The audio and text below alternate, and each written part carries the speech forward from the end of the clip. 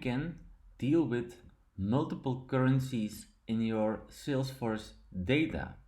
Because if you are a multi-currency company, then you will find yourself in a situation, and let me give an example, where you, for example, have opportunities, you have amounts linked to that opportunity, yet they have different currencies. And for example, this 32,400 is pounds, this 88,200 is euros. Now imagine that you want to align these currencies for the sake of consistency of your reporting. How can you deal with that? You could try to put conversion rates into Salesforce, be it dynamic or fixed, that you update your conversion rates and that you bring these conversion rates into Tableau and you let them you calculate them in Tableau itself. Then there is this nice solution making use of Google Sheets to make sure that you have conversion rates which are up to date at all times.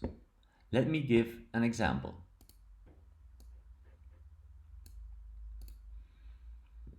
What you could do is create a Google Sheet where you create a matrix with the conversion rates. How? Google Sheets has this nice functionality, or better function, which allows you to retrieve the currencies and the conversion rates between two currencies. For example, here we have the conversion rate from euro to euro, which of course is 1, and here we have the conversion rate from euro to dollar. These rates, which you see here in this little matrix, are received via the Google Finance function, where we state the from currency and the to currency in our cells.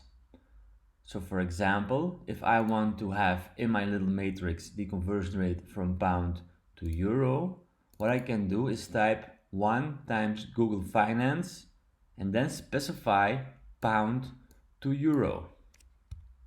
Once you have this, we can go back to Tableau and actually join on the row level the original currencies.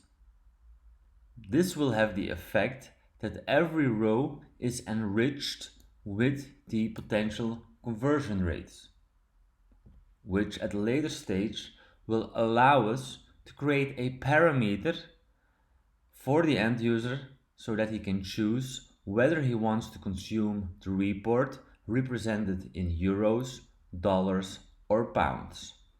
You can make use of different sources, external sources, bring them into Tableau, enrich your Salesforce data with the new data.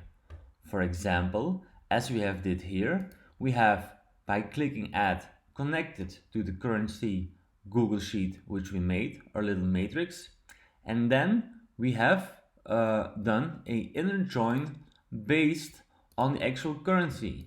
This is in the assumption that in your Salesforce data you have a column with the actual currencies, and we have then linked them with our column from our matrix, which has a result. Let's have a look. That my Salesforce data has the conversion rates ready to be used in the calculation. Now, what was our problem? So we have our opportunities, which are in different currencies, and they all have an amount which is stored in the same column. Now, the next thing you would like to do is giving your end user the possibility to choose the currency which is shown. I have created a parameter called setCurrency, as you can see, and for clarity I have actually used the symbols, which can be added to any view or on a dashboard. But then finally, once you have enriched your data set with the conversion rates, you can, so once these currency conversion rates are available in your data set you're working with in Tableau, we can create a calculation. And don't be scared, it might look a little bit complex at first, but actually it's a quite straightforward calculation. What do we do here? We say, well, when our user selects one of these parameter values, we will check, is the currency of the row equal to what is selected? Then we will keep the original amount. Else, if the currency of that row is euro, we will take the original amount and multiply it with the dollar conversion rate. If it's a pound, we will take the original amount and take the dollar conversion rate for going from pound to dollars. Same thing for the euro rows, same thing for the pound rows.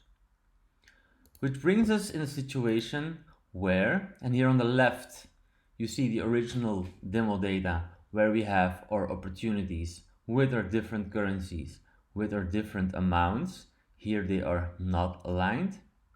And here we have created a new little table with the dynamic field, which has the result when the user or yourself selects the euro sign, all currencies will be in euro, and the amounts will also be the amounts expressed as euro.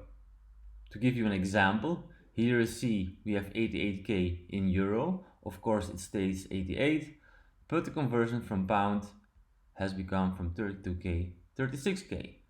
So if we go to pound, same thing, the pound rows don't get a conversion, but all the other ones, for example, the euro goes from 88k to 78k. And same thing for the dollars. So, if you're a multi-currency company making use of different currencies, this is a very quick solution if you don't have your conversion rates available in Salesforce to align your reporting for dealing with multiple currencies.